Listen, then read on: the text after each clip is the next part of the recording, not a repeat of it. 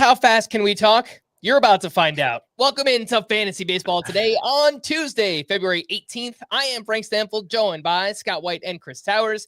Today on the show, it's our starting pitcher preview part 3, sleepers, breakouts, and busts, plus the rest of starting pitcher ADP. We're going to talk about like 100 names today or something like that. We usually start with strategy or ADP, but like I said previous podcast, let's change it up.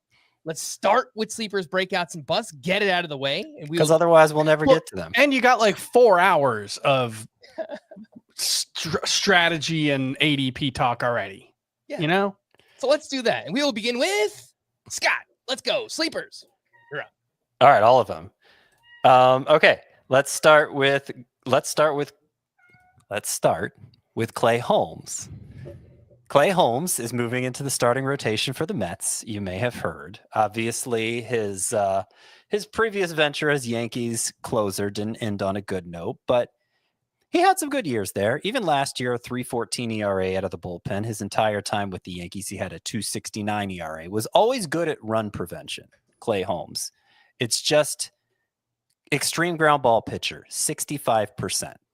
Now, in the 9th inning, when the game's on the line and every base runner is just an ulcer because it's the start of a rally.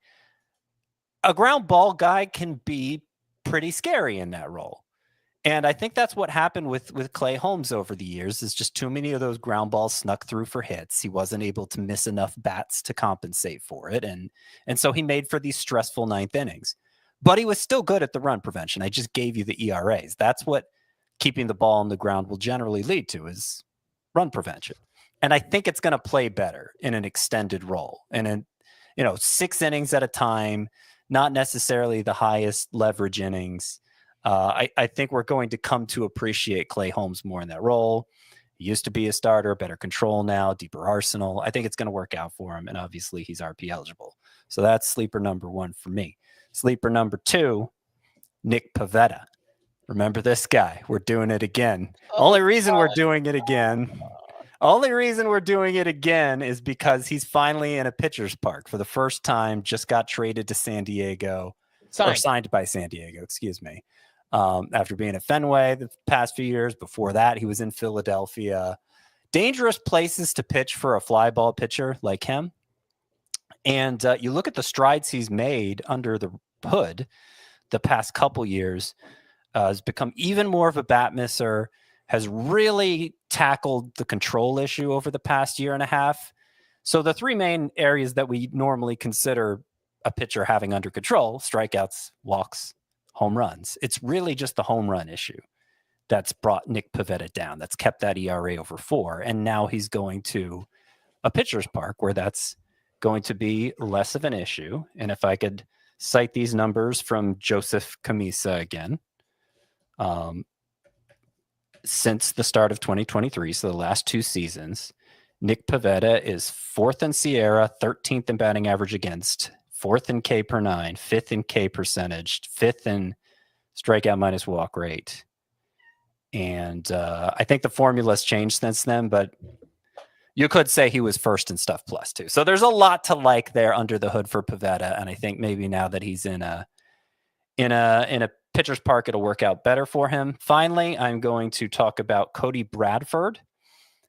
Assuming he stays in the Rangers rotation, and apparently he has to actually win the job, but he is the front runner, I would say, based on the work he did down the stretch. I mean, you could go look at the numbers. 76 innings, he had a 101 whip, he had 8.3 K per 9, and the whole profile for Cody Bradford feels a lot like that one we keep referring back to with Shota Imanaga and Bailey Ober and Bryce Miller, the elite control, fly ball pitcher, meaning he's good at hit prevention, who's at least okay with strikeouts. He's at least average with strikeouts. Cody Bradford fits that profile that we know works for fantasy, and we saw good starts from him down the stretch. If he has a job for the Rangers, I think as a pick outside of the top 400, you're going to be pretty happy with Cody Bradford.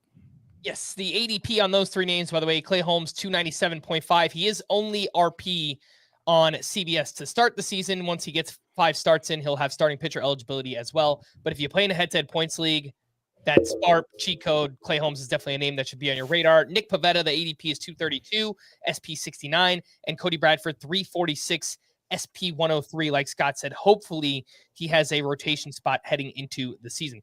Chris, over to you for 3 starting pitcher sleepers. Can I just? I don't know if we want to like open the floor to debate. Yeah, and I don't feel too strongly about it because Clay Holmes is pretty cheap. I don't think this is going to work.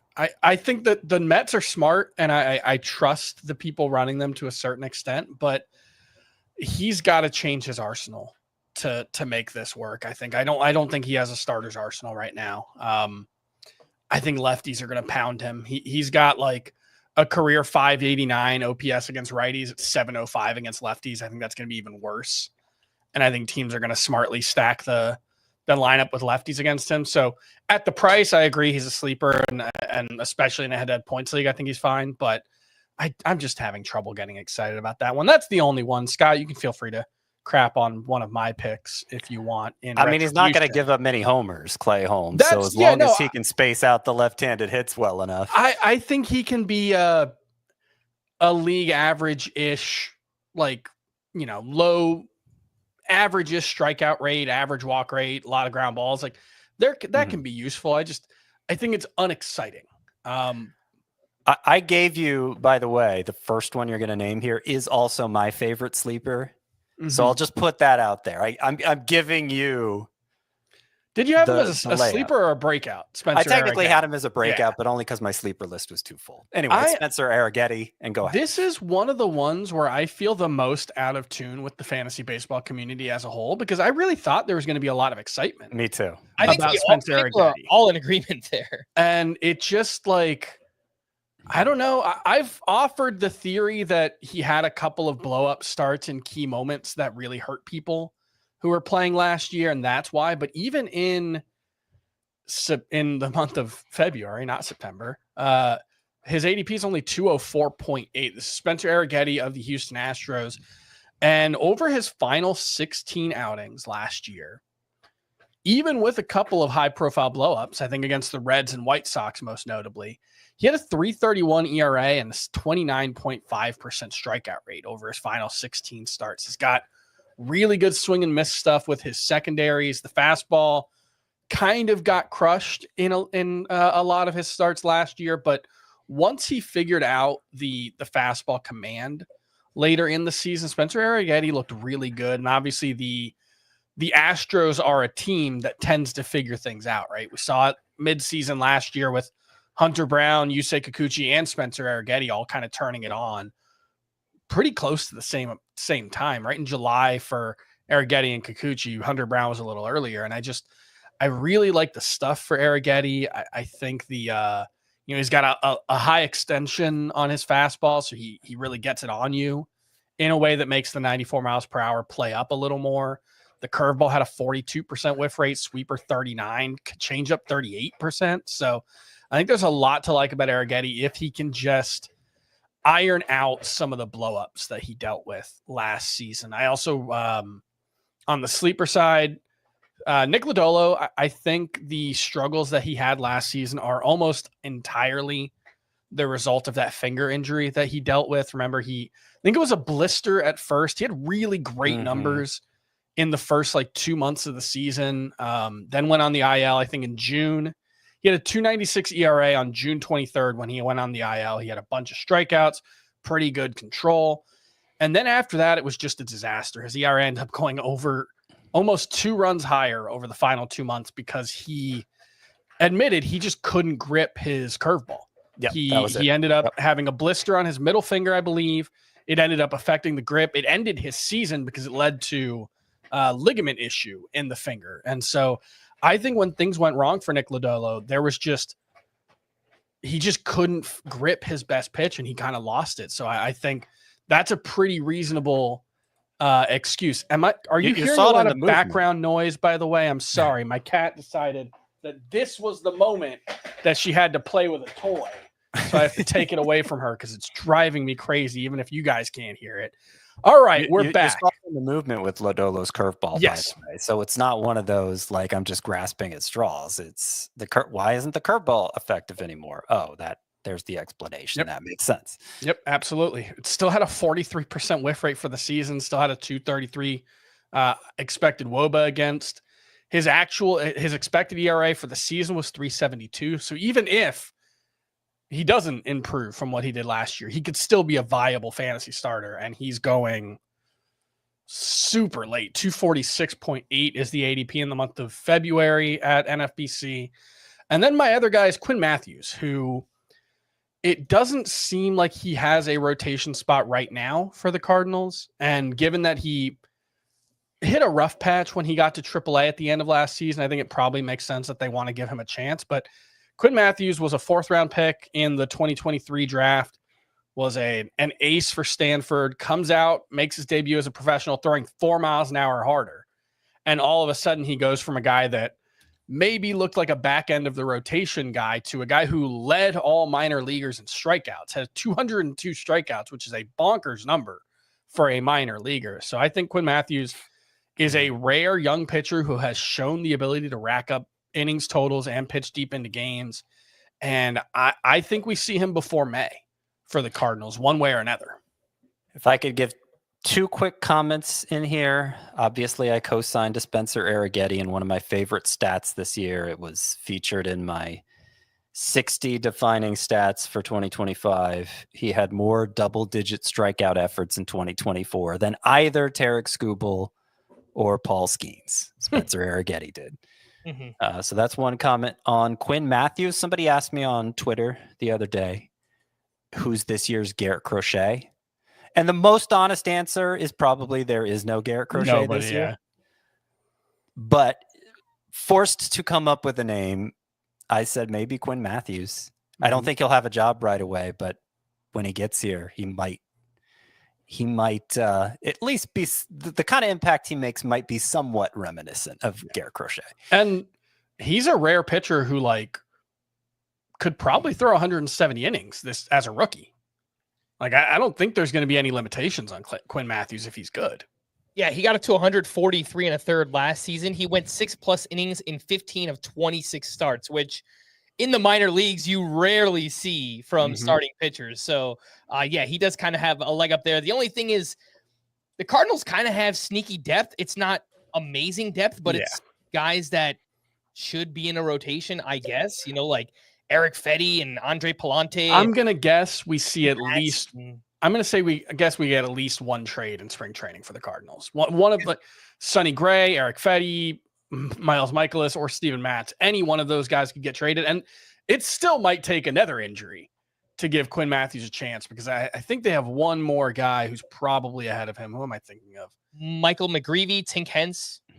I think Michael McGreevy's probably ahead of him.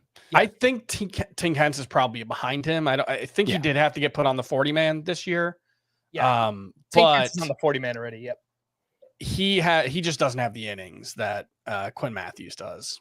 Right. All right, some quick sleepers from me. I'm going to go with Bowden Francis first up. The ADP is 211.8. He got a chance to be in the Blue Jays rotation to open last season, where he did not pitch well. He was recalled in June. He pitched out of the bullpen. He was reinserted into the rotation in early August. I think mostly out of necessity, not that he really deserved to be in the rotation.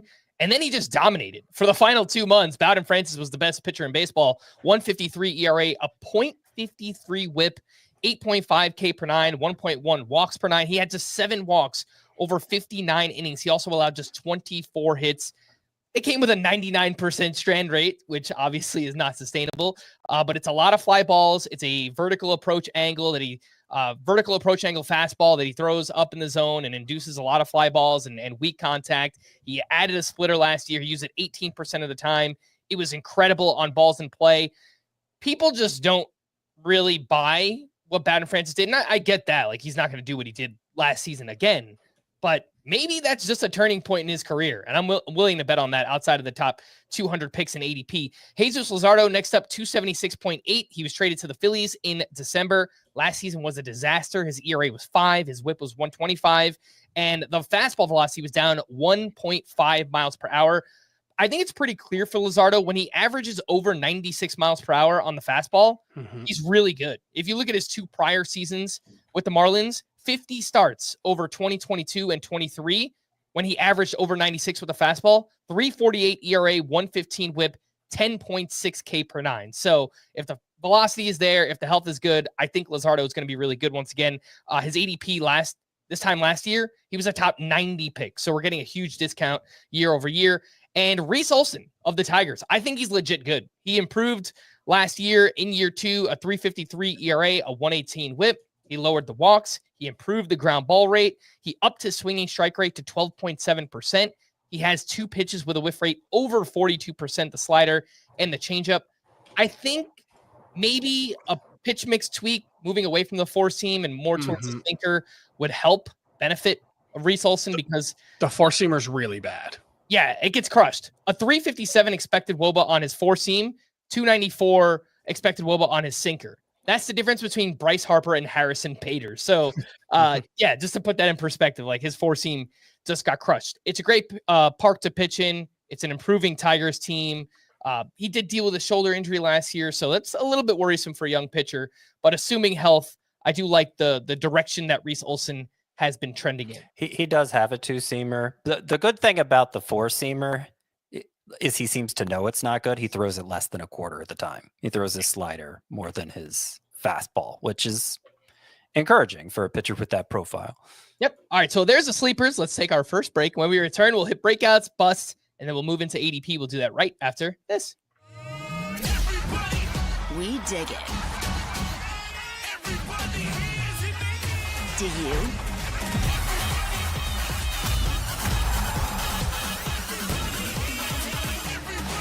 The Pro Volleyball Federation on CBS and streaming live on Paramount Plus. All right, welcome back in Fantasy Baseball Today. Starting pitcher preview part 3. We are on to breakouts. And Chris, you're up first. Yeah, and we've talked about I think we're going to talk about guys that we've mostly talked about so far. But for me, it's Grayson Rodriguez, Spencer Schwellenbach, and Brian Wu. And Spencer Schwellenbach, I know, is on your list, Frank, so I'll leave him for you. Brian Wu, we talked about right at the end of the 2 podcasts ago. What I like about him is the foundation, elite four-seamer, elite sinker that does exactly what you want from both, gets whiffs and weak fly balls with the four-seamer, gets weak grounders with the sinker. He's also got a pretty good slider as well. And I think that the changeup is pretty good for Brian Wu as well. So it just comes down to staying upright, staying on the mound. He showed he could go deep into games in the second half of last season once he got past his injuries. I think there's a lot of ways it can go wrong, but his price makes it a bet I'm willing to make. And then Grayson Rodriguez, it's just everything feels like it should be better for him. Like the individual pitch characteristics all look really good. The command looks fine. The stuff overall looks great. And then it's like a 3.72 ERA last year, and it was like a run higher the year before. And it's just, I'm willing to bet that he just figures it out. Whether that's getting back to throwing a sweeper like he did his rookie season and have really great results with it, or just refining the arsenal, refining the approach, whatever it is. I just think he's got all the constituent parts to be an ace, and Rodriguez is cheap enough right now that I'm willing to take the leap on him. All right, Scott, over to you for your breakouts. Yeah, and mine are 2 pitchers that we haven't talked about yet. And you'll notice my sleepers, Clay Holmes, Nick Pivetta, Cody Bradford, the ones I brought up here were pretty low end too. And that's because I'm struggling to find sleepers and breakouts from among that good glob at starting pitcher, that 15 to 50 range. I'm having trouble ranking them. It makes it hard to single out guys as sleepers or breakouts. But who I'm picking here for breakouts, again, these are guys going for pretty darn cheap. Mackenzie Gore is one of them. Mackenzie Gore, he started last year well, terrible in the middle of the season, and then was magnificent at the end of the season. Last 7 starts for Mackenzie Gore, 1.55 ERA, 0.91 whip, 10 K per 9, and he brought that walk rate, or at least his strike percentage, way up. Threw a lot more strikes during that 7-start stretch. There was the rough stretch in the middle, like I said, but once he was hot at the end of the year, he credited the training staff for helping him through something. He didn't specify what it was, but he said a big reason he was struggling is because of a health issue he was having that he overcame over that final 7-start stretch and dominated. Again, 1.55 ERA, 0.91 whip, 10 K per 9. Also, if you take Gore's season-long numbers, 340 BABIP on the year, second highest among qualifying pitchers. So just from like BABIP theory, normalizing the luck for Mackenzie Gore, it seems like he's going to be better this year. So that's him. Also, Jackson Jobe, who I shouldn't have to bring up as a breakout because he's Jackson Jobe, for goodness sakes. But for some reason, people aren't treating him the way they normally do high-end pitching prospects who seem to be penciled into a rotation spot already. Doesn't have it for sure, but it seems like Jackson Jobe's a front runner already. I was a little underwhelmed by his strikeout rate and walk rate in the minors last year for as high end of a pitching prospect as he is. But this spring, he said he came in, he said he's added a two-seamer and a curveball for the explicit purpose of putting hitters away with two strikes. He said he struggled to do that last year, looking for more strikeouts. So I like to hear that from Jackson Jobe. And obviously the pedigree speaks for itself. And the fact he already, again, appears destined for a rotation spot for the Tigers. I think around pick 250, 260, that's you can't really go wrong with that for Jackson Jobe, who is RP eligible, by the way. I really, really hope CJ Abrams gets better at defense this year because he's been pretty disastrous at shortstop, and I feel like that's really hurt Mackenzie Gore. With that BABIP, yeah. And like Nathaniel Lowe is a pretty good defense. That's the thing is when he's right, Mackenzie Gore can get that strikeout rate up into the high 20s. Overall, I think it was like 24.5%. So he's someone that when he's at his best, you'd probably prefer like 28%. And if he can do that, then I think he can overcome the defense. Yeah, the ADP on Mackenzie Gore is 218. On Jackson Jobe, it's 265. He is RP only to start the season on CBS. He'll gain that SP eligibility once he gets 5 starts. But in a head-to-head points league as a SPARP, obviously that's a bit of a cheat code there for Jobe. And I brought this up recently. Like the entire fantasy community, we might just be sleeping on Jackson Jobe. The fact that he has that rotation spot basically already locked in. The fact that he has that prospect pedigree, he was a first-round pick. He hasn't thrown massive innings in the minors, so I guess you could look at that. But even if he gives you 120, 130 innings this year, I mean, they might be really good innings in that also in that division. They do a great job with pitching development, so doesn't have really any history of arm injuries despite missing some time. I think it was a hamstring last year. It was a back the year before. So Jackson Jobe has avoided arm injuries so far. He's pitched so few innings. I mean, last year it was just 95 and 2/3 combined between the minors and the majors. So, I mean, again, if we're kind of just projecting forward 120, 130, but those might be really good innings for Jackson Jobe. Breakouts for me, Chris, you brought up Spencer Arrighetti. Absolutely agree there. And then I guess I just really like Spencer's because Schwellenbach was the pitcher that I loved on Valentine's Day. If you didn't listen to that podcast, please go listen to it. But if you didn't, the ADP 93.8 SP26, Schwellenbach, awesome last year, 3.35 ERA, 104 whip, over a strikeout per inning, awesome control, 13.5% swinging strike rate. His K to walk rate was 16th among starting pitchers with 120 innings. He throws 6 different pitches. 2 of those had a whiff rate over 40%, the curveball and the splitter. The one downside, the thing that scares me most is that we saw a huge innings jump year over year for Schwellenbach from 65 in 2023 all the way up to 168 and 2/3 last season. So hopefully that doesn't hamper him this season.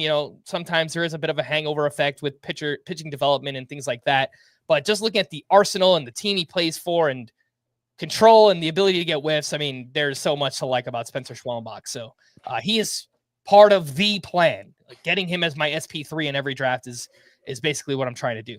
Over to busts. Scott, if you just want to list off some names here, who are you avoiding at starting pitcher? Yeah, so I am avoiding Jacob deGrom, who we've already talked about. He's like a round 5 pick. I'm not sure I'd touch him till round 10 because he's going to miss a lot of time. It's just a given.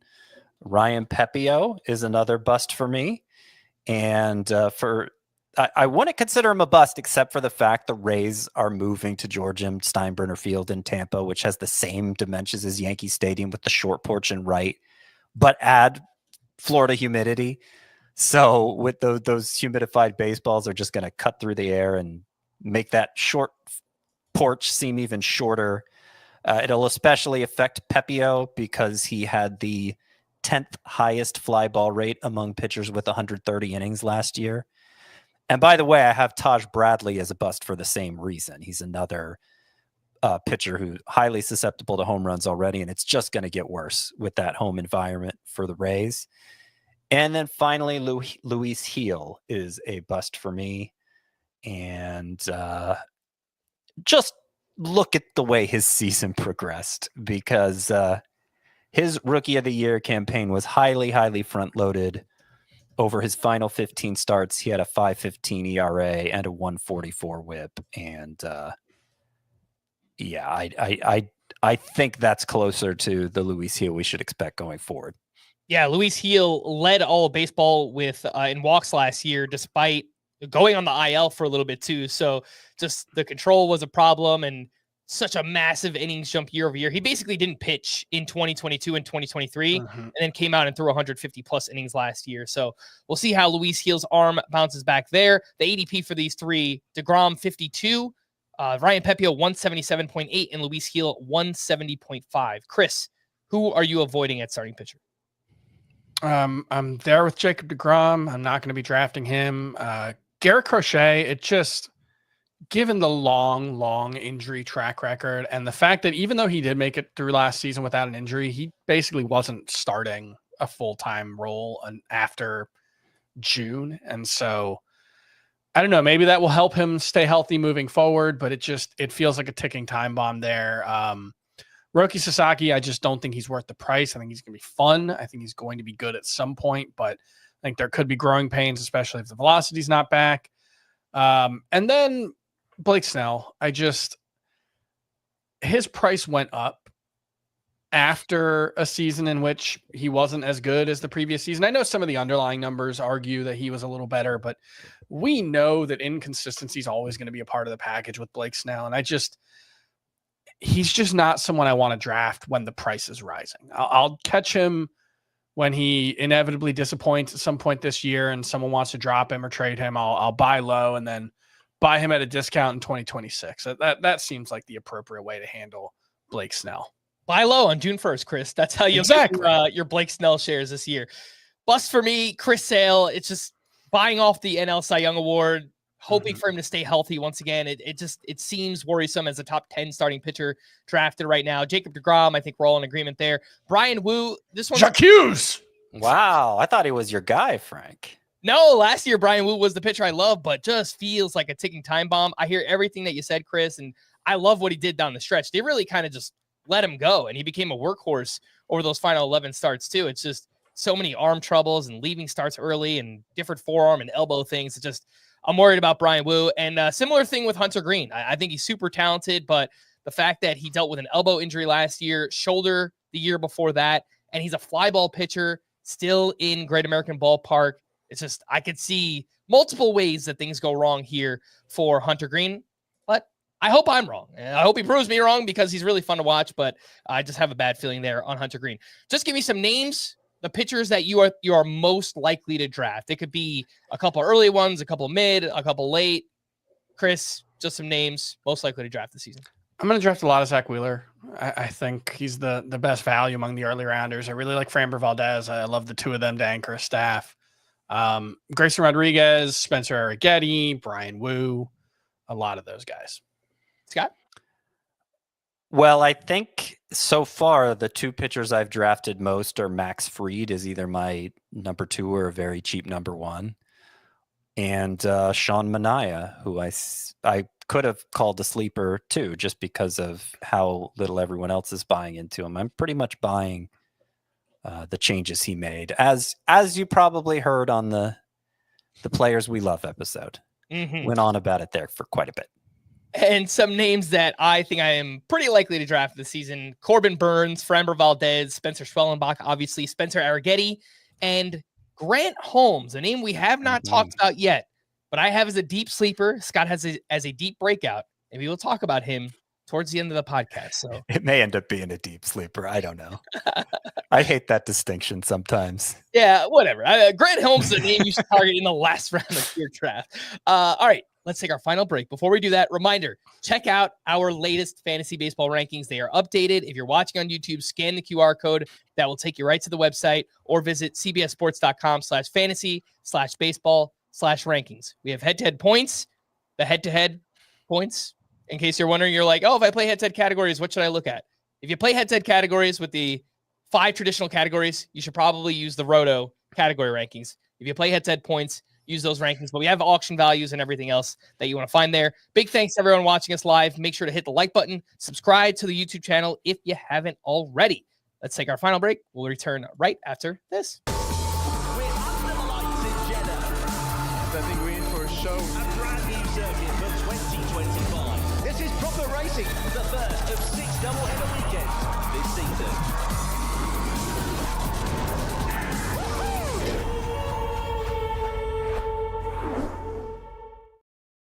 Welcome back in Fantasy Baseball today, starting pitcher preview part 3, and we are jumping back into ADP. Last episode, we left off at the top 40 with Carlos Rodon, and we are going to go in groups of 5 to try and keep things moving and get through all the names. If there's anyone that stands out for any reason, good or bad, obviously, feel free to talk about that player. In the ADP 130 to 145 range, we have Kodai Senga at 133, Ohtani, the pitcher version, at 133, Jack Flaherty at 138, Brian Wu at 138.3, and Kevin Gausman, 145.8. Those are starting pitchers 41 through 45. Senga feels like a complete wild card for fantasy. Awesome rookie season in 2023, but last year he was derailed by shoulder and calf strains. Pitcher Ohtani returning from a second major elbow surgery, not expected to pitch in games until May. And last time we saw him as a pitcher was in 2023. He was still awesome, but there will be limitations this season. Jack Flaherty settled for a 2-year, $35 million deal to return to the Tigers this offseason. He was great for them in 18 starts, but then dealt with some back troubles, and his velocity went down. He was traded over to the Dodgers. He got a little bit worse. He wasn't very good in the postseason either, but dominant early on. Brian Wu, we've talked a lot about, awesome over his final 11 starts. And then Kevin Gausman, a name we have not talked about really at all this offseason, took a huge step back last year. He dealt with shoulder fatigue in spring. He actually admitted that he probably should have started the season on the IL. His strikeouts and velocity are trending down, but maybe we can get a bounce back. Chris, what do you have here on Gausman, Wu, Flaherty, pitcher Ohtani, and Kodai Senga? So Flaherty, I find interesting because I never know how to handle the pitchers who fail a physical or have teams back out of a deal with them because of a physical. And this is fresh on my mind because I was writing about Jeff Hoffman today. And like, yeah, the Yankees backed out of the physical due to concerns with his back. And he did miss a little bit of time with his back at the towards the end of the season. But the Dodgers were fine with making that trade, right? And the Tigers were fine signing him. It was a cheaper deal than I expected, which I do think tells us something about how Jack Flaherty is viewed. But I don't know. We saw him pitch really, really well last season, especially in his time in Detroit. Clearly, the coaching staff there has done a really good job over the past couple of seasons. I tend to be more in on Flaherty than at least a couple of the guys in this range. Gausman, I'm probably just writing off. Maybe he'll bounce back, but it just doesn't seem like a bet I want to make with a 35-year-old who has declining stuff. I think his arm slot dropped last year and made his splitter less effective. It doesn't seem like something that's going to work out. And then Ohtani, this is the thing with Ohtani, right? He's not going to pitch this spring in Cactus League action. He's not going to go on a minor league rehab assignment. They've already said those two things.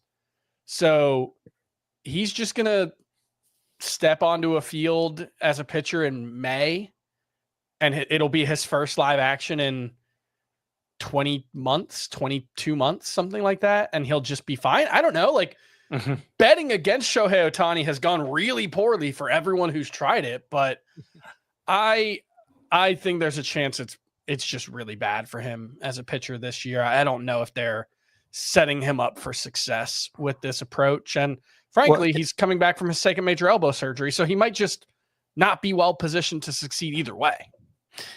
Yeah, between Strider and Ohtani, I would prefer Strider among the former high-end pitchers who we expect to miss the first month coming off elbow surgery. I did want to take this opportunity to highlight a new feature in CBS Commissioner Leagues because, in years past, we might not have even talked about Ohtani that much as a pitcher because you were obviously going to use him as a hitter, but now you can select in your league to split him into two players and have somebody draft the hitter version, have somebody draft the pitcher version. And if you play in such a league, then obviously Ohtani's 2025 pitching destiny is of great interest to you.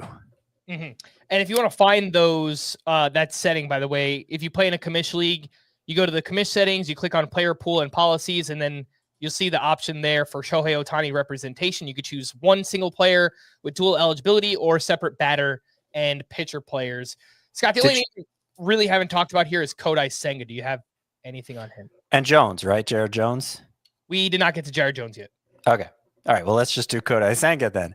Yeah, somebody asked me about this on Twitter, just what's my opinion on Kodai Senga, because he felt like I was high on him last year. I feel like Kodai Senga is the most emblematic pitcher of the difference between this year's pitcher pool and last year's pitcher pool, because he stood out a lot more in last year's pitcher pool.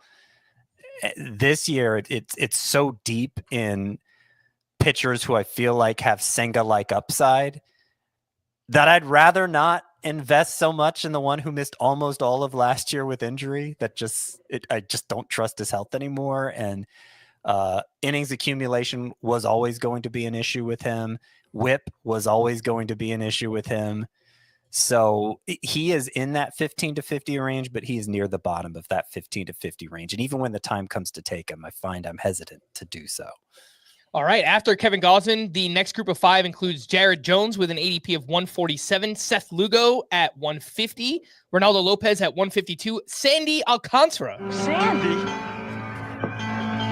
Tell me about it, stud. I haven't been able to play that in so long, and it feels so bad. Sandy Alcantara with an ADP of 154.8 and Yusei Kikuchi at 160.3. SP 46 through 50 here in the rankings. Jared Jones burst onto the scene early last year. He looked like the second coming of Spencer Strider. Then the walks crept up. He suffered a lat injury that knocked him out for 6 weeks. I think he needs a third pitch, which apparently he has been working on. Seth Lugo just finished as a top 10 starting pitcher in fantasy. He was the runner-up in AL Cy Young Award. ERA estimators say he deserved closer to a 4 ERA last season, but he is a workhorse. He's much more useful in a head-to-head points league. Ronaldo Lopez's transition from reliever to starter was a successful one. He did deal with multiple injuries to his right arm, one forearm, one shoulder. But even after he returned, he somehow got better. So he's kind of a toughie. And Sandy Alcantara, 29 years old, recovering from Tommy John surgery he had in October of 2023. He won the NL Cy Young Award back in 22. He took a big step back after that. He does rely on volume, and he's going to have his workload limited earlier in the season. And Kikuchi, 33 years old, he signed a 3-year deal with the Angels this offseason, but he looked great after getting traded over to Houston midseason last year. Will those gains maintain now that he is in Anaheim? That's the question there. Scott? Yeah, that's a big question. I'd feel better about Kikuchi if he was still with the Astros, but hopefully he's figured out what makes him tick. He's like the top pitcher outside of the good glob for me. So I'm not putting him in it, but if he picks up where he left off, then he'll certainly perform like that. I'm not interested in Sandy Alcantara this year. I feel like volume was the main thing that made him tick for fantasy, and he's not getting volume fresh off of Tommy John surgery. And if he's not getting volume with the Marlins supporting him, he's not going to win many games. It's just not worth getting into. I think their defense is going to be pretty suspect too. Yeah, as a ground ball pitcher, that's not good. So Jared Jones is an interesting case. Everybody seems inclined to view the glass half full with him. First 10 starts last year, he had an 18% 18% swinging strike rate, which would have been like best in baseball. First 10, 18% swinging strike rate. Last 12, just an 11% swinging strike rate. So pretty ordinary. And obviously the other stats didn't look good during that stretch either. But it's mostly the fact that the swinging strikes dried up on him that, I don't know, just makes me unsure. of what the downside is. I think as an upside play, it's pretty obvious, and the price is fine, but he doesn't feel like a particularly safe play, Jared Jones, at the point he's going.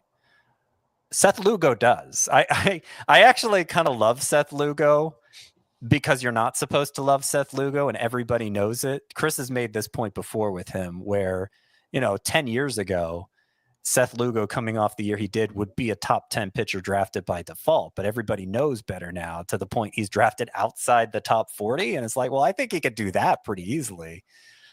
So I'm fine taking Lugo at his price. I'm fine taking Lopez as a price too. It's kind of Reynaldo Lopez. It's kind of a similar situation where it's like, okay, 1.99 ERA. He's obviously not doing that again. Could he do a 2.99 ERA? With the way his swinging strikes exploded in that final 7-start stretch, he went from having the boring 11% swinging strike rate before that to 15% in those last 7 starts, 13.4 K per 9. I don't know where it came from, but 7 starts is enough to take it seriously. And I think Reynaldo Lopez showed it that season, end of season performance, that he's somebody to at least take partly seriously. The one thing that I'm struggling with Lugo is with this kind of pitcher, the command artist, the spamming 8 different pitches guys, it can tend to get away from them really quickly. And I'm thinking specifically of someone I had on a lot of teams last year who I thought was a pretty safe mid-rotation arm, Chris Bassitt, who there were some high points at points during the season, but overall it was pretty bad. And it's not like he lost, like he still did a decent job of limiting hard contact, and it was just like everything got a little bit worse, and there's no one like standout skill to fall back on when that happens. So that's the thing I worry about with Lugo, but I agree for the price he's perfectly fine. Jones is the upside play. Kikuchi, Chris, famously a Kikuchi advocate. Yeah, I don't know. I don't think I've drafted him this year. I think he's fine. The problem with Yusei Kikuchi specifically is even when things are going well, I guess it wasn't true with the stretch with the Astros, but before that, pretty big whip liability, even when he's getting strikeouts, even when there was a stretch like the second half of 2023 and the first couple of months of 2024 where he was really good, but it was still with a pretty high whip. And so that I just worry he's going to be hittable no matter what. And let me make sure. Angels Park is actually a pretty tough place to pitch. It is more homer friendly than Houston. Yeah, it doesn't have that perception, but I do think it's a park downgrade for Yusei Kikuchi. So that's a little concerning. But I think for the most part, this is a fine stretch of the draft. I don't dislike anyone's price. Yeah, Jared Jones to me is pretty interesting. All the reasons you guys mentioned. I mean, his 4-seam and slider accounted for 84% of his pitches. So again, I think he needs a third pitch. I watched an interview that happened a couple of days ago where he talked about developing his curve and his changeup this offseason. Plus, he's added a new 5th pitch, which he would not reveal what it was.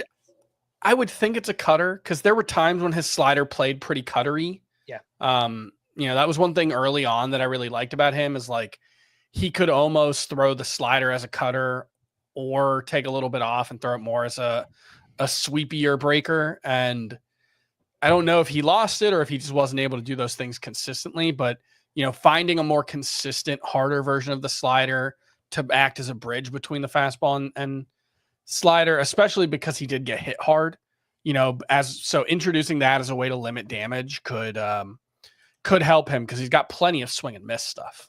Yeah. I do find it interesting that the Pirates were kind of shopping him or at least listening to offers on Jared Jones this offseason too. So that It's like, what do the Pirates know about Jared Jones? Why are they trying to ship him? That's it's kind of weird. Why aren't the Pirates trying? Yeah. Well, Why didn't they trade Jared Jones for like a great young hitter? Like trade him Well, to the Orioles or something. The fact they have a cost-controlled Skeens and Jared Jones, and I mean they've locked up Mitch Keller and Brian Reynolds long term, and they've got another great pitcher, Bubba Chandler, on his way. we don't Why have the haven't time. We don't have the time to get into We the don't. dumbness of the Pirates offseason, but This would seem like the time to strike. it is the They're not. the dumbest approach to the offseason that any team has had. And I say that as someone who has criticized the Orioles specifically. The Pirates have had a worse offseason. Yeah, they're going to try to win every game 1-0 this upcoming season, I guess. After you say Kikuchi, the next group includes Robbie Ray, new sound drop, by the way. I got my tight pants. I got my tight pants on. Robbie Ray, ADP of 169.3, Luis Heel, 170.3, Shane Baz, 172.5, Sean Manaea, 172.8, and Ryan Pepiot, 177.5, SP 51 through 55. We have talked about 3 of the 5 pitchers here at some capacity over the past couple days. The 2 that we haven't, Chris, are Robbie Ray, who is returned from Tommy John surgery last season. His velocity was up. He displayed huge strikeout ability. He also walked a bunch and ended his season on the IL with a strained left hamstring. And Shane Baz, who is a former top pitching prospect, he returned from Tommy John surgery last year as well. He pitched well, but the underlying skills didn't exactly match up with what he was doing, and his breaking pitches were much less effective compared to pre-surgery. So some questions there. What are your thoughts on Robbie Ray and Shane Baz? Robbie Ray, I think, is fairly straightforward. It just depends on, at that point in the draft, when it comes time to draft Robbie Ray, do you specifically need strikeout upside? And if you do, go ahead and click it.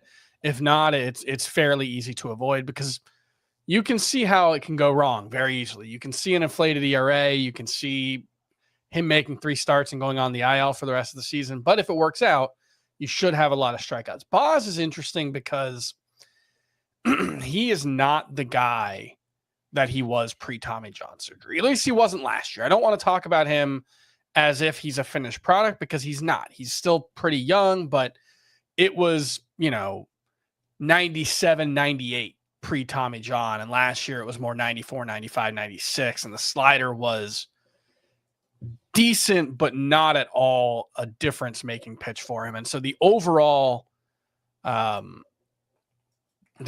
production was just,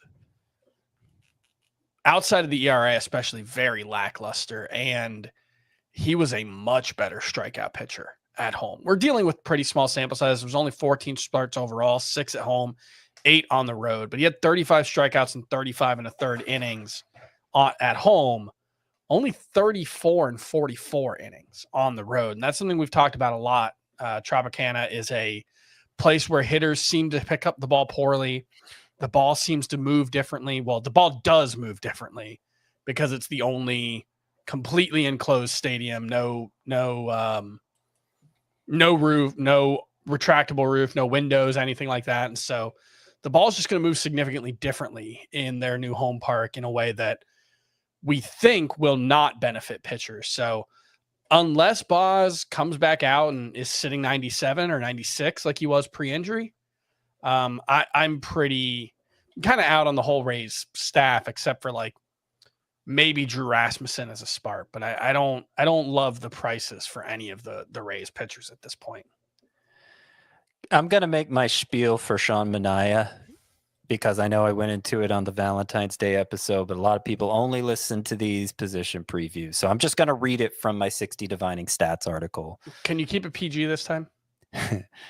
Through July 25th, Sean Manaea had a 3.74 ERA, 125 WHIP, and 8.6 K per 9. That's when he got a chance to see Chris Sale pitch live in person, and he came away so impressed that he decided he should throw from a low 3/4 arm slot as well, going on to deliver a 3.09 ERA, 0.85 WHIP, and 9.9 K per 9 over his final 12 starts. His swinging strike rate went from 11% before the change to 14% after the change. Completely new delivery, completely different pitcher. The numbers were great. The league will probably catch up to it to some degree. It won't catch them by surprise anymore. But the price here for Sean Manaea, I among the last 10 pitchers we've listed off, Sean Manaea is my favorite, and he's toward the bottom of that list of 10 in ADP. Chris, are you? Oh, sorry. So that's my spiel on him. Sorry. Go ahead. Chris, are you also fading Luis Gil and Ryan Pepiot? I know Scott is. He mentioned that earlier on. Pepiot is someone who entering the offseason I wanted to be in on. Maybe if they were still pitching in Tropicana, I would have him as a breakout, but it's a little scary moving outside now. Yeah, he had I believe the best whiff rate on a four-seamer of any starter in baseball last season. It was like 33%. The changeup was really good, and I believe got better as the season went on. And so if they were still pitching or playing half their home games there, I would be able to buy in. But it just, because of how much Tropicana seems to inflate stuff, especially like it seems like that profile with the relying as much as he did on fastball whiffs seems like it could go really wrong if he loses that. Like if he loses, an inch of ride because of the different atmosphere or whatever, it feels like that's going to be a lot more barrels on balls in 2025, unfortunately. Yeah. Did we say anything about Robbie Ray yet? Chris kind of touched on him. I actually kind of like Robbie Ray in this part of the draft. I don't see much difference between the upside downside case for him and Kodai Senga, and he's going 3 rounds later. So yeah, no, I have no idea how many innings he's going to give us. He's given us 34 over the last 2 years combined. But what little we did see of him, he was throwing the ball about as hard as in that 2021 Cy Young season. He looked better than he did prior to Tommy John surgery, Robbie Ray. And so I think at this point, it's a fine time to take a shot at that upside, though I do like Manaea more. 16% swinging strike rate for Robbie Ray last year in a very small 7-start sample. With Luis Gil, some people might be wondering, well, how are you just going to skip over Luis Gil? I'll just point out again, he had Tommy John surgery in May of 22. He threw 29 2/3 innings total in 22 and 23. Then last season, 151 2/3. So that's a huge jump up in innings just the past couple of years versus last year. And from May on, it was a 4.58 ERA and a 1.37 WHIP. It was really only May where he was like a true difference maker. I was at that start against the White Sox when he had 14 strikeouts. Yeah, like April, he had a huge walk rate. May was amazing. Like everything in May was amazing. And then after that, it was like he was useful. I'm not saying he can't be useful, but I too many walks, too many gonna kill your whip fly balls, and the strikeouts aren't gonna be worth it. Yeah. After Ryan Pepiot, the next group includes Brandon Pfaadt with an ADP of 183.3, Christopher Sanchez at 185, Zach Eflin 187.8, Jose Berrios 196.5, and Nathan Eovaldi at 197. These are starting pitchers 56 through 60 in ADP. Brandon Pfaadt, the surface level numbers do not tell the story. It was a 361 FIP, a 378 xERA. His 18.8% K- walk rate was tied for 16th among qualified starting pitchers. Christopher Sanchez, look, he's much improved the past 2 years. It's a 336 ERA, 117 whip, 8K per 9, tons of ground balls. Nobody seems to be excited about Christopher Sanchez. Zach Eflin took a big step back from 2023, which looks like a clear outlier in his career. He was still solid. He got better with the Orioles. I think you know what to expect. It's a high 3s ERA and a helpful whip from Zach Eflin. Jose Berrios, pretty consistent the past 2 years after that awful 2022. I will point out his strikeouts and underlying skills did take a big step back last year, however. And the last name on this list, Nathan Eovaldi, predictably solid, ERA between 363 and 387 5 years in a row. As long as he's healthy, he's another one. I think you know what to expect. I think that's a big theme here, maybe outside of Brandon Pfaadt, who maybe we don't know exactly what to expect yet from him. Well, I think what we are going to get, I don't think the best case scenario for Pfaadt is good enough to justify him going ahead of these other more established, boring type pitchers. It's a lot of boring type rotation stabilizers here. I don't think you can necessarily trust Pfaadt to stabilize your rotation. I don't think he has enough swing and miss ability. I don't think he has a good enough put away pitch. I think he is too susceptible to being hit hard. And I don't want him at this price. I don't even really want him in the Diamondbacks rotation if it means Ryan Nelson is out. I think Ryan Nelson is more interesting. But Pfaadt will probably get the leg up over him. So whatever. I'm not drafting Pfaadt this year at cost. Christopher Sanchez, I'll draft a lot. I'm texting the Welsh right now. Everything you just said. Can I just point out one of the most baffling stats of last season? Sure. What do you got? 3 pitchers had 3 starts with 10 strikeouts and 0 walks. Tyler Glasnow. Okay, that makes sense. Bailey Ober. Surprising, but I can see it. Brandon Pfaadt. 10 strikeouts and 0 walks, you said? What? I think he's good. How? He's good. Well, why do you think he's good, Frank? I think the last 2 months really imploded and kind of blew up the numbers. But if you look at his first 4 months, a 3.92 ERA, a 1.11 WHIP, and mid to high threes in the expected ERA Not numbers. that good though. It's over a strikeout. If he gives you a mid to high threes ERA with over a strikeout per inning on a good team, then he's Jose Berrios, who you can get later. So, I mean, they're going in the same range. Here is my thing. If Brandon Pfaadt or someone in the Diamondbacks organization, maybe a fan, I don't know, we have some kind of, if they can come up with a way to hypnotize opposing teams' managers into never putting lefties in the lineup, I think Brandon Pfaadt could be really good. Oh, gosh. The problem is he has allowed a .493 career slugging percentage against lefties, and That's not great. I don't know. He's like toyed with a splitter. His changeup isn't very good. Like maybe there can be something there, but his best pitch is a sweeper, which is neutralized by the platoon, and he just has not figured out the approach. Like he threw his 4-seamer more against lefties last year and it got crushed. So I just don't know what the final step is. I think he's like 85% of the way to being pretty good, but I don't know if the upside is worth chasing for that 15%, you know? Yeah, that's what I'm getting. Like I don't think the upside is enough to pass up all these other options, like Christopher Sanchez, who I think will be a plus in ERA because he's so good at ground balls. Mm-hmm. He kind of tinkered with throwing harder early last year, and I think it compromised his control, which can be elite in a way that wasn't there weren't enough benefits to throwing harder for Christopher Sanchez for what he was sacrificing there in control. So he kind of steered away from it as the season went on and got that walk rate better. I think the walk rate could be elite, which will help mitigate some of the whip damage from the hits as a ground ball pitcher.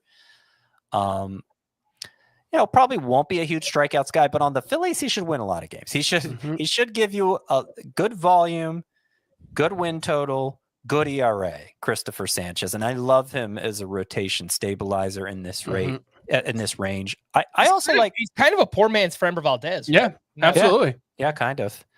I also like Jose Berrios as a rotation stabilizer in this range. There's more downside risk, but we've really only seen that come to fruition 1 year. As long as you're not doing what we used to do 4 or 5 years ago with Jose Berrios and mistaking him as a potential ace, you're just, okay, I'm going to get a 3.65 ERA, a 115 whip, and a little under a strikeout per inning. I know the strikeout rate was a little low a lot under last year. Yeah, but I don't see like a foundational reason for that. I think his strikeout rate could get back to its usual range.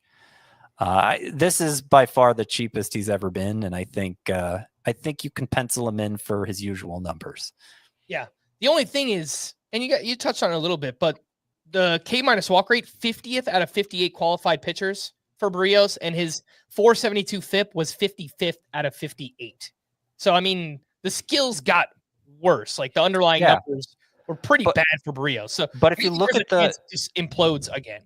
But if you look at the individual pitches, the velocity on them, the whiff rate on them, they're they pretty much look the same. I think it was just kind of a weird statistical phenomenon that I'm not really buying into. Chris, I know that Zach Eflin and Nathan Eovaldi are not exciting pitchers in this range of the draft, but it's kind of hard to find whip help outside of the top 175 picks, and I think both of them can provide that. Yeah, I think Eflin especially. Like Eovaldi, it just there's the same kind of story every year where he goes through the stretches where he looks really, really good. Then he deals with usually at this point a fairly minor injury that kind of knocks him off pace. And then sometimes he finds it again, sometimes he doesn't. And it just whether the ERA ends up closer to the low threes or the high threes is kind of whether he rediscovers it. But we kind of know what he is at this point. And when things are going well, they never go quite, he's never quite as good as things look when they're going well. So I prefer Eflin just because there should be a lot of wins. Whip should be super helpful, and the ERA won't hurt you. You know, I think he's a useful stabilizer, a less exciting one than Christopher Sanchez, who I do think is just more talented, but I think Eflin's fine. And look, we saw in 2023, there is some upside there. I don't know if the Orioles are going to unlock it again like he did in Tampa that one year, but there's enough there that if we got a random top 24 season out of Zach Eflin in 2025, I wouldn't be surprised at all. All right, we move outside the top 200 picks in ADP, where we get to Ronel Blanco with an ADP of 203.8, Taj Bradley 204.5, Tanner Houck 211.8, Bowden Francis 211.8, Spencer Arrighetti 211.8, three of the same exact ADPs in a row. These are starting pitchers 61 through 65. Ronel Blanco, huge mid-career breakout. He finished as a top 12 starting pitcher in fantasy. Absolutely nobody believes in it. That's why his ADP is where it is. Taj Bradley took a solid step forward.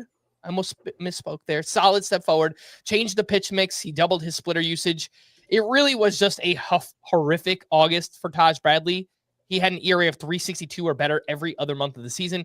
The Red Sox pitching lab got their hands on Tanner Houck and made him a viable starting pitcher. He did kind of fade in the second half. I think the workload kind of caught up to him. Bowden Francis, I made the case for him earlier on as a sleeper. Arrighetti, I think we all kind of like him here on this podcast. Chris, anything you'd like to add on Blanco, Taj Bradley, and Tanner Houck? Blanco had a pretty significant innings jump last year as well, right? Yeah, he only threw 73 innings in 2023, only 44 and 2/3 in 2022. He threw 125 innings in 2023. Sorry, I was looking only at minors.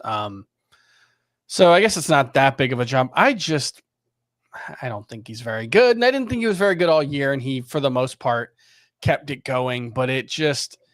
With Blanco, he does a decent job of limiting hard contact, but not great.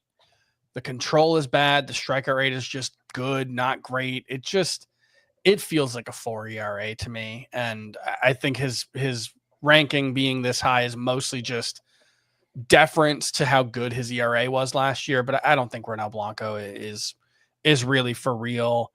Bradley, maybe if they were still pitching in Tampa at Tropicana Field, but just doesn't have the consistency yet. Like the splitter can be really good, but it's very hit or miss. The fastball command is really bad. So I'm pretty out on Bradley along with most of the rest of the Rays pitchers.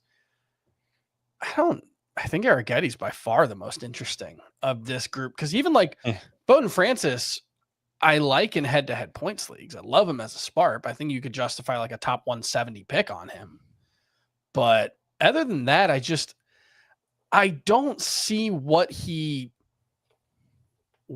does that made him so successful last year in that run. Like he started throwing the splitter, which was a very good pitch at limiting hard contact, and he had the very good command, but it didn't seem to match up with what we were seeing. And look, he had a bunch of one-hit starts, so obviously I think that goes without saying that it wasn't for real, but I just don't know what's the archetype here for Bowden Francis being a really good pitcher, you know? It was 4 one-hit efforts over a 6-start span. All of them were 7 innings or more. So I think the other 2 were like 3 hits. He threatened no-hitters 4 times in a 6-start span. Did Bowden Francis. After joining the rotation, 1.53 ERA, 0.58 WHIP, because he was hardly allowing any hits, 8.5 K per 9. You know, Bowden Francis and Ronel Blanco both seem to have a knack for hit prevention. And I feel like that's something that hasn't been explored enough because I don't know. Everybody just kind of took it for granted during the BABIP phase that a pitcher with a low BABIP was due for correction. And of course, there's some truth to that, but we know now the quality and the shape of the contact matters. Blanco tends to give up fly balls at a decent rate. I don't think that's as true of Francis, which made it even more curious. No, he gives up a lot of fly balls. Oh, he does give. Okay, he gives us a lot of fly balls too, so that makes it easier to explain. Francis is good at throwing strikes, so like. Yeah. I, if nothing else, you mentioned the SPARP thing for head-to-head points leagues, Chris, but in Roto, I like Francis at this point as somebody that can hopefully help you make up ground and whip. Yeah. It could all go disastrously, of course. There's not much of a track record here, but in theory, that's what he should do. Blanco is hurt by the walks, even if he's going to be good at preventing hits. That's going to make his whip average to below average. So, yeah, less interested in him overall. But I agree with what you said about Spencer Arrighetti. This is why we like him so much, because he's just not getting enough credit for how he turned his season around. He's the 64th pitcher drafted on average, 64th starting pitcher. We rank him 51st, 53rd, and 52nd. So we're more than 10 spots higher on him in the starting pitcher rankings, each of us. Yeah. Last point on Bowden Francis, I think he's one of these pitchers that kind of throws this deceptive fastball that, get a lot of fly balls, lazy fly balls that, maybe are not correctly accounted for in underlying ERA metrics. But the fastball, 81st percentile extension, strong IVB and spin rate as well. So and look, the splitter seemed to help the fastball play up, right? And like that would be what you're hoping for, right? All that north-south movement gets, people have to think about the splitter. It makes it harder to barrel up the fastball. You get under it. I could see that as an explanation. It's searching for an explanation. Yeah. Rather than the explanation coming more naturally. It's not to say it can't work. It's also just the research that we have on command or location, however you want to define it, because command is what the pitcher's in charge of, location is where the ball ends up. How do we measure that? I don't know. I don't think anybody really knows, but what we do know is that location or command, whatever version of that you want to call it, is much less sticky year to year. And so if you're going to bet on stuff versus command, stuff seems to be something you can bet on more than command from year to year. Case in point, Ranger Suarez's second half last year versus his second half. Second half. I'm sorry. Ranger Suarez's first half last year versus his second half last year. Man, I was almost smooth with that. Yeah. We just kept saying Bowden Francis, but it's actually Bowden Francis, right? Yeah. Yep. Gosh. Bow down before Bowden. After Arrighetti, we get to Mackenzie Gore with an ADP of 218.5, Brandon Woodruff 218.5, Clark Schmidt at 219, Darvish at 232, and Nick Lodolo at 240.3. These are starting pitchers 66 through 70. We spoke about Mackenzie Gore. Scott likes him as a breakout this upcoming season. Brandon Woodruff once was one of the best pitchers in the game. He's now 32 years old and attempting to return from anterior capsule surgery from October of 23. And the historical cases I could find, pretty mixed results on this surgery. Clark Schmidt did take a step forward last season. He looked his best yet, 285 ERA, 118 whip, nearly 10K per nine, but it was only 16 starts due to a strained lat muscle. Darvish, now 38 years old. He only made 16 starts, but still was very serviceable when he was on the mound. And Chris made the case for Nick Lodolo as a sleeper as well. Scott, three names we haven't really talked about: Woodruff, Clark Schmidt, Darvish. Yeah. Well, Clark Schmidt, I know, is kind of a trendy sleeper pick, and there were some interesting underlying numbers for him. 12.2% swinging strike rate. That's pretty good. 9.8K per nine. He also did a good job at home run prevention, but I'm not sure I'm totally buying that. It was all over a small sample because of the amount of time Clark Schmidt missed due to injuries. So I haven't shared in the enthusiasm completely. The cost is okay here, but I know sometimes he gets pushed up in drafts because some people are just especially enthusiastic about him. So I don't know if you guys disagree on Schmidt, but I haven't really been feeling it for him. I'm kind of optimistic with him, what we saw last year, he raised the velocity on his cutter and threw it more, and it was really good for him. It helped Especially everything against else play up. lefties. The only thing we'll say about Schmidt in a points league or quality start league, stay away. He only went 6+ innings in 2 out of 16 starts, and the Yankees have always babied him. So I don't see that changing. Well, that's a problem in all formats, but especially quality starts leagues. Yeah, it's just I think he has some gains to make still, and this is not the sort of pitcher pool where I want to take a shot on a guy who I feel like has that many hurdles to clear still. So that's where I stand on Schmidt. I don't know. I'm not that excited about any of these. Darvish, sometimes I draft him just because nobody wants him. And I think there's a durability issue there too. He's 37 years old now. The ratios were good last year. ERA, WHIP, they were both good. So if he can just stay healthy for 140 innings or so, that's going to be a good pick. But performance has been up and down for him over the years too. He's another one with a very deep arsenal, and sometimes he doesn't know what to do with it. And so we've seen inconsistencies from Darvish. He's getting older. It kind of feels like a wild card, but a wild card where the upside maybe isn't getting enough credit for where he's going. I do want to give Brandon Woodruff a second to be in the spotlight, because there have been some weird reactions to some quotes from Brandon. Well, I mean, they've been predictable reactions, I suppose. There was one interview. It was the first time he talked to reporters, I think, since the injury. He's coming back from that shoulder surgery, missed all of last season. And he said, "I don't know if I'll be there for opening day." And then there was a quote from the Brewers general manager where he's like, it's not certain whether he'll be ready for opening day or something. Like the specifics of it weren't, but really, if you looked at the next part of each quote from Woodruff, it was like, "I don't know if I'll be there in New York," was the exact quote. And that was that their first series is in New York, and he's not sure he's going to be one of the first 3 pitchers for the Milwaukee Brewers. But everything that Brandon Woodruff has said is that he's had a normal offseason and he's expecting to be ready for opening day.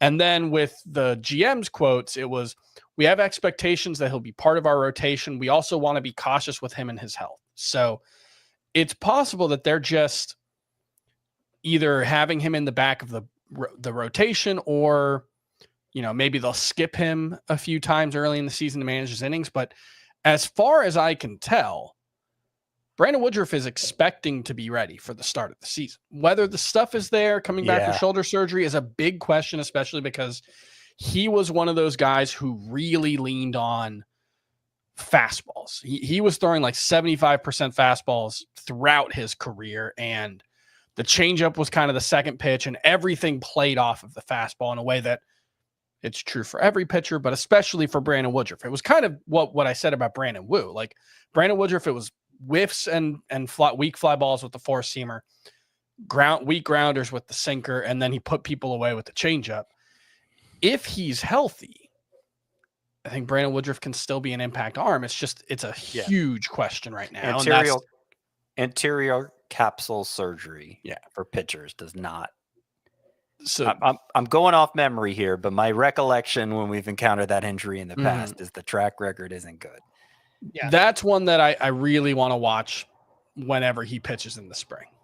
The few successes that I could find coming back from that surgery were Johan Santana when he was with the Mets, but it was short-lived because after he threw 130 pitches in that no-hitter, his arm basically that was always tough to and he still wasn't quite the same, right? He wasn't the same, but he was good. He was still very good. He had a lot to give up. Everyone else who had that surgery basically did not return to the player they were. And Johan Santana was actually still pretty good. And then apparently Julio Urias had it and he returned, and he was still pretty successful. He was 20 years old, I think, at the time. Right. Yeah. And I do generally agree with both of you guys on the cases made for Mackenzie Gore and Nick Lodolo. I mean, Lodolo, it's similar to Hunter Green. I just wish he didn't pitch in Cincinnati, but hopefully he can overcome that with a bunch of curveball strikeouts this upcoming season. After Lodolo, we get Walker Buehler with an ADP of 245.8, Nick Pivetta at 246, Michael Wacha at 262, Gavin Williams 265.8, and Ranger Suarez 270.5. So Walker Buehler signed with the Red Sox this offseason. Looked much better in the playoffs. Is there anything that we could take from that heading into this season? Not entirely sure. Nick Pivetta, we spoke about, hopefully can suppress home runs a little bit better pitching in San Diego. I have heard some kind of post-hype breakout optimism regarding Gavin Williams, assuming he's healthy. Last year dealt with some elbow stuff. But Scott, any of these names stand out for you? Buehler, Pivetta, Wacha, Gavin Williams, and Ranger Suarez. Yeah, I've heard that a lot of smart pitching analysts who analyze pitchers in a way I don't really know how to do seem to be high on Gavin Williams. So it's somebody knows something I don't know, and I'm going with that somebody to use Lee Corso's famous line. I don't know that I'm actually going with that somebody on Gavin Williams. Obviously, he has a great pedigree. I could see him coming around. The price is low. If you want to gamble on it, sure. It just seemed like he, by working in that cutter more last year, he kind of lost some effectiveness. I would rather see him use the breaking balls more. And there was the elbow injury early on. I don't know what's going on. I assume that it was just that he wasn't as comfortable throwing the slider, given that he went away from the slider through the cutter more. We also saw Garrett Cole do the same thing. So I'm hoping that's the explanation, but obviously, I don't know for sure. I'm not that motivated to gamble on it with this pitcher pool is the thing. Yeah. It's like, last year, maybe just like take a shot on upside wherever you can see it. But there's enough upside without the downside, I feel like, including, let's see, who else did you rattle off here? Buehler, Pivetta, Wacha, Gavin Williams, Ranger Suarez. Well, Pivetta, but Pivetta's not going that much earlier since the trade. I've noticed. So I think we need a little bit more ADP data, a little bit more time. Yeah, but probably. Maybe it'll continue to rise. I'll pull that up since he signed. The one thing I do want to say on Buehler is maybe those last two outings in the postseason represented a breakthrough for him. But there was a quote where he was like, "I stopped holding back," and that could be he got through the mental block of being afraid of getting hurt and holding back because he didn't want to, and he saw the success, and that'll be the formula for success moving forward. I also think it's possible that it just wasn't sustainable at all, and he's not going to be able to pitch like that in a full, workload. So we'll see what it looks like in the spring. This is a lot of these guys are, let's get a couple spring starts under our belts before I form a stronger opinion about them, because whether, Brandon Woodruff or, Walker Buehler or Gavin Williams, if he goes back to throwing the slider more, it just we kind of need to see it, but they're cheap enough that if you're drafting before we see a couple of starts and you want to take the late round flyer on them, that's fine, because you're probably going to drop whoever you draft in this range anyway. And that's a good point for Gavin Williams and Walker Buehler, especially because we do have StatCast data in Arizona, right? Just not many of the Florida stadiums, or do I have it backwards? I think that's backwards. I think it's backwards. I think that's backwards. I think Florida State League is where they all have, because that's one of the minor leagues where we do have StatCast data. Yeah, I feel like we normally get StatCast data for the grapefruit games, like there Tigers, was Pirates, Yankees. There was StatCast data for. There might be Arizona Fall League, so. Right. That's why I thought it was Arizona, because it exists for those are the same. That's the same stadiums, complexes, right? Yeah. I think it's a mix, though. I think there's still a few in the Grapefruit League and in the Cactus League that don't have StatCast data. Anyway, one thing to look out for with Walker Buehler, the slider movement was way up by 3 or 4 inches in those 2 postseason starts where he excelled. So it wasn't just he happened to have a good day where he missed a lot of bats. Yeah. The movement profile on the slider changed dramatically. I think the spin rate on the fastball was also way up as well. Yeah, that's going to be something to monitor with him. I'm skeptical just because the sample was 2 starts. And the sample before that was horrendous. Yeah, but I could have my mind changed if he's. I've had my mind changed for players during the spring in the past. Ultimately, every single one of these guys has you drop them after 2 starts downside. So, it could go wrong for Walker Buehler. Well, yeah, of course. He's going 245th for a reason. Like you should expect things to go wrong for guys in this range. And so it's just, but you got to pick your favorites. Yeah, who has the widest keyhole to unlocking something is what you're looking for.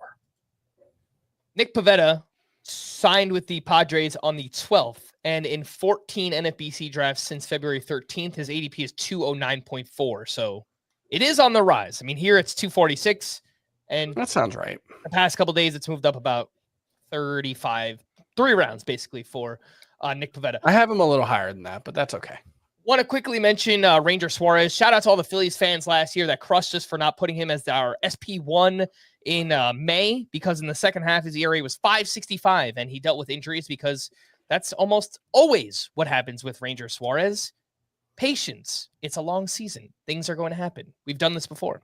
After Ranger Suarez, we get Mitch Keller with an ADP of 275.8, Jesus Luzardo at 276.8, Jeffrey Springs at 281.3, Merrill Kelly 285.8, and Chris Bassitt at 291. So we get a few kind of high floor-ish veteran types here with Mitch Keller and Merrill Kelly and Chris Bassitt.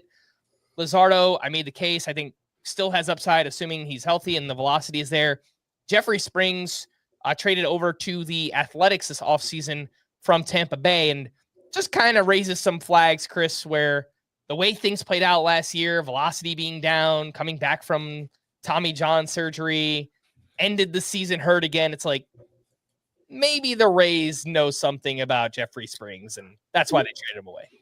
Yes, but also what the Rays knew was that he made $5.2 million last year, and he makes $10.5 million this year. And the Rays trade basically everyone as soon as they hit the $10 million part of their contracts. So I'm not saying that there's nothing to be concerned about there. And obviously, the fastball velocity was way down, although he was still pretty effective for the most part in a way that felt sustainable if he could stay healthy.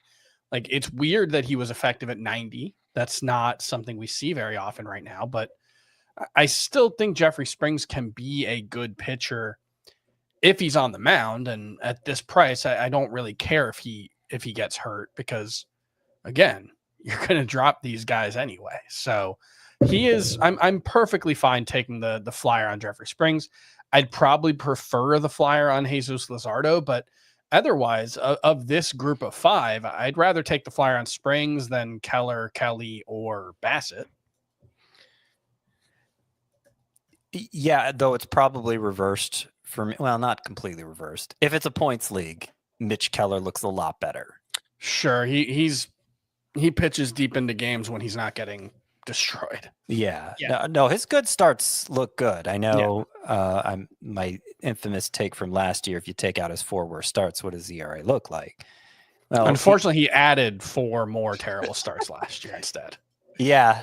It was another season for Keller where he looked great for like 4 months, and then it all fell apart at the end. But yeah, no, sometimes Mitch Keller can have performances where he like wins your week in head-to-head points league, and the ERA risk is, ERA is not a thing in and of itself in a points league. So his profile seems to lend itself well to that format.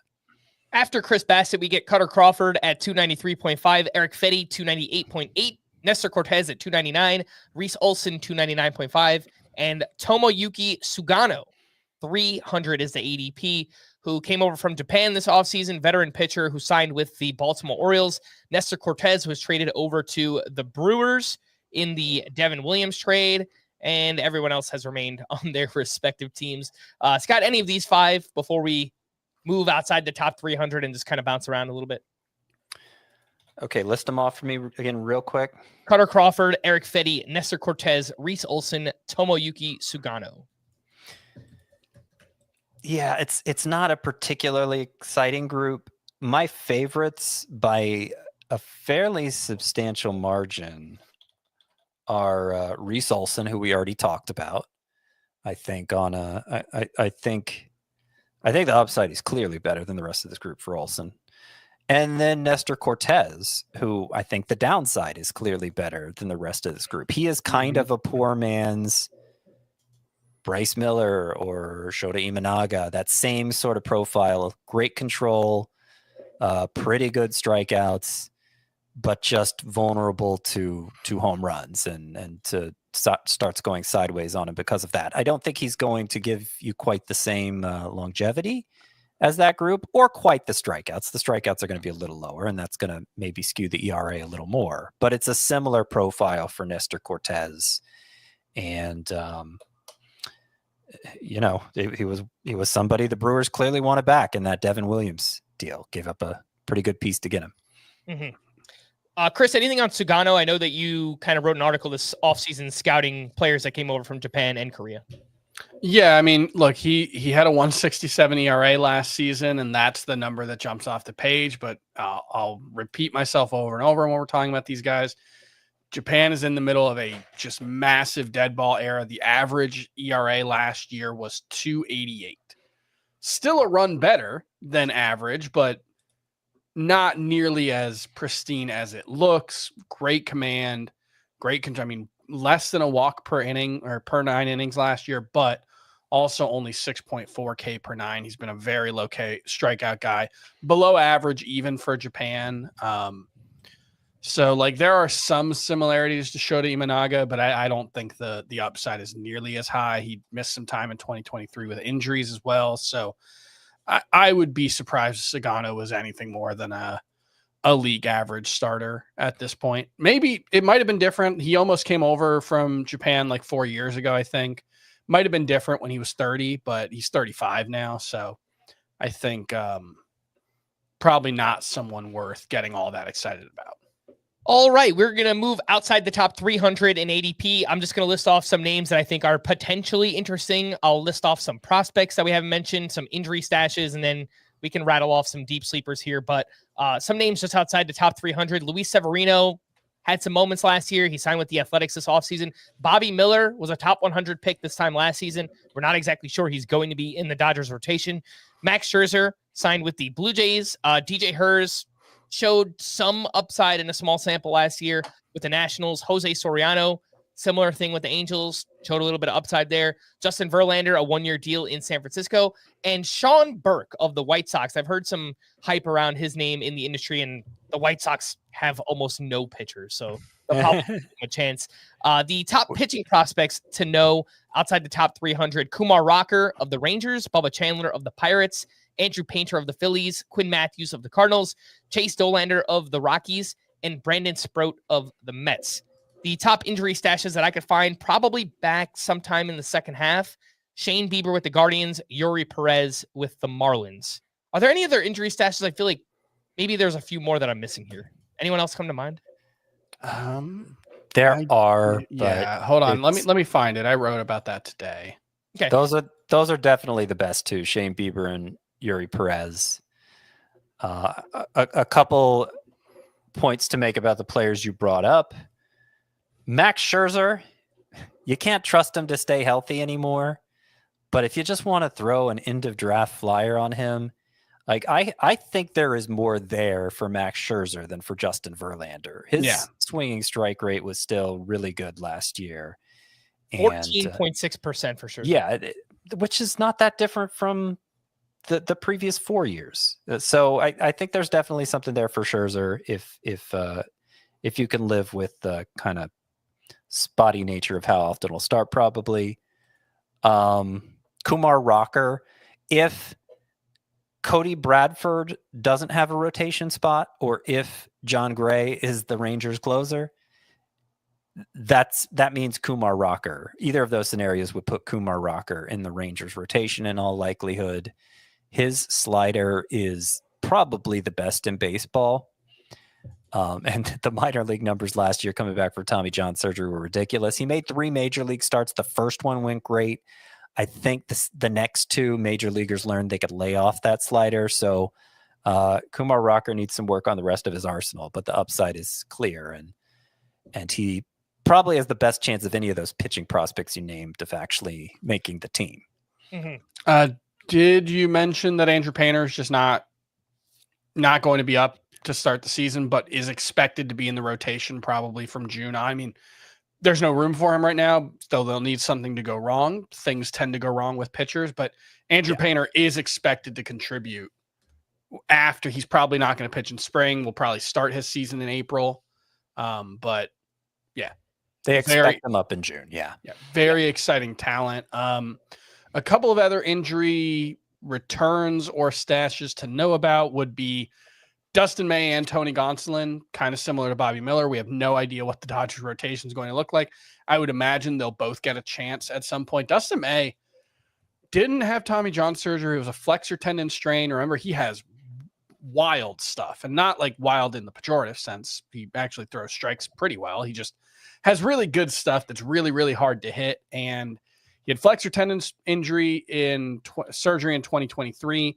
Last year looked like he was going to come back at the end of the year. Then he had a torn esophagus that he had to have surgery for, which sounds horrifying, but it doesn't sound like it would make pitching more difficult. I mean, maybe I've certainly never undergone that surgery, so I don't ever want to, but he could be an impact arm who could be in the rotation on opening day. Tony Gonsolin, remember, he had a really good 2022 and had flashed before that as well. Things fell apart last year before, I think, shoulder surgery in 2023. So, yeah, he's worth keeping an eye on. Lucas Giolito, let's see what it looks like in spring training. He's coming back from an internal brace procedure as well, but he should be ready for opening day. Alex Cobb is always useful when he's healthy. He's already hurt. And unlikely to be ready for opening day, coming back from a hip injury. And Frankie Montas, who we had some interest in with the Mets, he is likely out until at least May, if not June, after suffering a pretty high grade lat injury. But you know that the Mets have earned some benefit of the doubt with guys like this. So we'll see if Frankie Montas can come back and make an impact after sitting out on the sidelines the first month or so. Did you mention Luis Garcia, Chris? No, I did not. That is another potential injury stash. Not as high into Shane Bieber and Yuri Perez, but Astros pitcher Luis Garcia, if you remember him. It was respectable first couple years. Drew Thorpe did not have Tommy John surgery. No, he had an elbow thing in the offseason, though. Yeah, he had a bone spur removed in September and then had a setback, but he is expected to start throwing off a mound soon. I don't think there's much there with Drew Thorpe, but he was someone people were very excited about last year, so we'll see if he can get healthy. Drew Thorpe for the White Sox. Another name worth mentioning, and then I don't even know if Tyler Mahle counts anymore, but I think he's coming back from an injury. And there have been stretches where Tyler Mahle has been pretty interesting. So that's also a name that exists. He returned from Tommy John surgery late last year, and then I think suffered like a hamstring or something that kept him out the rest of the year. He didn't look the same, but he was fresh off Tommy John surgery, so he probably deserves more time. I did want to mention, Frank, because you brought up Jose Soriano, and I do kind of like him as a deep sleeper. He is one of the hardest throwing and most ground ball generating pitchers in baseball. He ranks very high, Jose Soriano, at the top of both of those categories. Yes. Scott, do you want to talk about Grant Holmes now and any other deep sleepers you have your eye on? Sure. Grant Holmes. The Braves have two openings at the back of their rotation, and Alex Anthopoulos singled out Grant Holmes when asked about filling them. So he seems to be somebody the team is high on, the front runner for one of those two spots. And the few starts he made last year, he looked great. It was kind of in between the rotation of bullpen. A lot of his relief appearances were on the longer side, like 4 innings. He had, Grant Holmes, a 16.4% swinging strike rate, which I think it was only Crochet and Blake Snell had a rate over 16% among full-time starters last year. And Grant Holmes was right up there with them. So definitely an interesting player. He's relief pitcher eligible, obviously.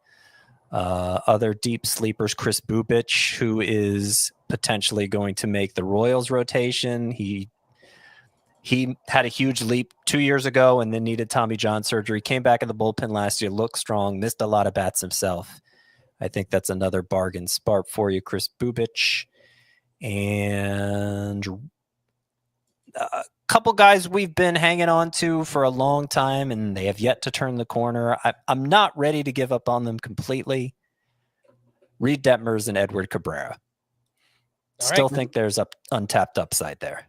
Chris, a couple deep sleepers you were interested in? Drew Rasmussen for the Rays as a SPARP mostly. Mike Soroka also as a SPARP.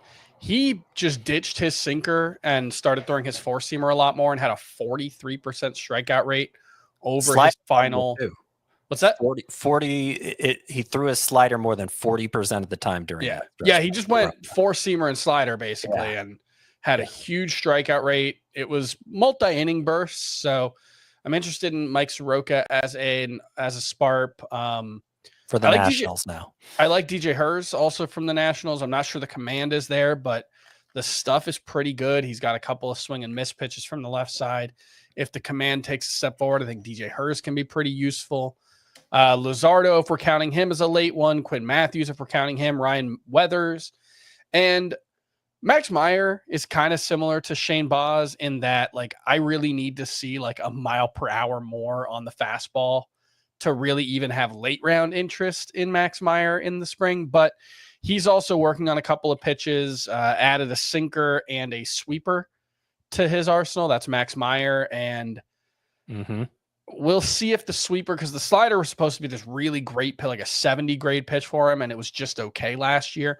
Maybe adding the sweeper can help the slider play up, give him another swing and miss pitch, and help him reach his potential. But again, I probably need to see Max Meyer sitting 94 this spring to really buy in, even in a late round situation. One last one for me, David Festa. If he can win a spot for the Twins, there's good strikeout potential there. He showed it a little bit in the majors last year. Scott's stealing all my names. Stealing all my names. Sorry. I was getting ready. I have all my David Festa stats right here, ready to read ahead. Go ahead, read them off. Yeah, look, the service level numbers were not good. It was a 376 FIP, 358 Sierra for David Festa, but 10.8 K per nine, 12.8% swinging strike rate. Does have some prospect pedigree, so we'll see if he can earn an opportunity with the Twins. I fully co-sign on Grant Holmes. And then Ryan Weathers, Chris, who you just kind of mentioned there in passing. Best shape of his life. He is in the best shape of his life. He got the chance to start for the Marlins last season, and he was good. 3.63 ERA, 118 whip. Good strikeouts, 11% swinging strike rate. His velocity jumped way up. He averaged nearly 96 miles per hour on his fastball last season. The changeup was really good. The sweeper was disgusting for Ryan Weathers. It was a 51% whiff rate on that pitch. That is among the highest you will see on any pitch in baseball. So I think there are pieces there. He's still young enough, 25 years old. It's a great ballpark to pitch in Miami. So yes, a deep sleeper that I do like as well. I almost forgot one that I'm drafting in fairly shallow leagues. I don't even think of him as a deep sleeper. Nick Martinez. Yep. Okay. 3.10 ERA, 103 whip last year. A lot of that came in relief, so you might be tempted to write him off. But after joining the rotation for good, 11 starts in August, September, numbers got even better. 2.42 ERA, 0.9 whip. Strikeouts aren't great, but like he became an elite strike thrower last year. And for whip help, Nick Martinez, he is relief pitcher eligible in leagues where SPARPs matter. I think he is being undervalued. And part of the reason I like him so much is the Reds gave him a qualifying offer. Yeah. This journeyman swingman, they gave him a qualifying offer. That's how much they valued him. And he accepted, of course, because he's Nick Martinez. How's he going to turn that down? But that shows their faith in him. Yeah, he's a top 5 SPARP for me. All right. I think we're done. Is there anything else to mention? I mean, I'm sure there are hundreds of pitchers we didn't mention. Yeah. I mean, we'll have another podcast, I think, dedicated to just deep sleepers once spring training actually gets started in March. But hopefully we'll mention a few more names there. But yeah. I wore my Rockies shirt because I thought in 3 podcasts we weren't going to mention anybody from the Rockies, and I just wanted to take it easy on them a little bit. But then you mentioned Chase Dollander, the prospects. So, we mentioned someone from every team in these 3 episodes. Chase Dollander has been crushing the minors. He's only pitched in Double-A so far. He hasn't pitched above Double-A, rather. Still has he's got a chance for opening day, though. Yeah, to be in the opening day rotation. So a name to watch. We'll see if he can actually defy Coors Field. No one else has really been able to do it. So he won't. We are going to wrap there. For Scott and Chris, I am Frank. Thanks as always for tuning in to Fantasy Baseball today. Please make sure to follow and leave a 5-star rating on Apple or Spotify. And we will be back again tomorrow. Bye-bye.